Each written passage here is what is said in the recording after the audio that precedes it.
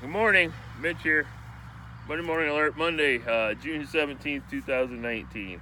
I'm going to get this done quick before the bugs take over, before the gnats take over, and so I don't have to bore you. You know, it's June 17th. If you go back and look at the 5 years of videos, the past years around June 20th, June 15th, we've got corn anywhere from here to down here and anywhere in between. And this year we're dealing with corn down here. So it is what it is. If you notice this morning, I got shorts and a sweatshirt on. That's what our corn plant's been going through. Never really warm enough. Never really ready to reach for the stars. I've had a lot of calls on yellow corn. I guess that's what I wanted to talk quickly about this morning. You know, we all know it's got something to do with nitrogen, but why is it this field and this field? And you know, I just had a lot of questions.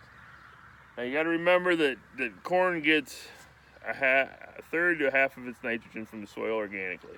So in order to do that, we need to mineralize nitrogen. What do you need to mineralize nitrogen? You need warm soils, you need moist soils, but you need air in the soil.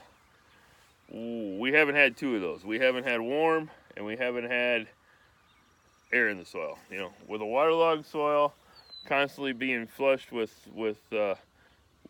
moisture this spring, there's been no chance for the microbes and the bacteria to break down the residue and turn it and mineralize its own nitrogen. So we've supplied some of it, but you know, a third to a half of it comes from the soil organically. So I believe that's why we're seeing it. It's just, you can look at the beans. Actually, the beans are telling me a lot. Where I've got a lot of residue, you know, when they first come out of the ground, they are a nice dark green bean. You know, they're popping out of the ground and you can roll them suckers and they are nice dark green. But you got to remember that the protein in the bean is actually nitrogen, and it's actually using that nitrogen. So then it needs to make its nodules, so need to form nodules so it can make its own end, so it can reproduce the end, so it can grow.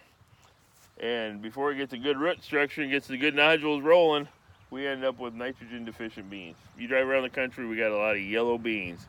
They went from dark green this big to this big, and they're yellow, pukey looking beans. Now, I've seen some that have come out of that stage. We're finally getting some bush beans to them. They've probably got good nodulation, and now we're going back to a dark green color. But in between that stage, they've looked pretty pukey. And you know, you look back at the corn, same instance. We've supplied some N to it, and you can see ammonia streaks, you can see this and that, but until we get this mineralization rolling, and until the roots get to our nitrogen that we've given to it in a different factor, we've just got some tough looking fields. So if you have any questions, feel free to give me a call. Hey, one more thing, I'm going to switch this around. If any of you are thinking about spraying straight dicamba on corn, don't do it. I just overlapped in the plot, and I got corn laying all over this morning. Nice corn, sleepy corn.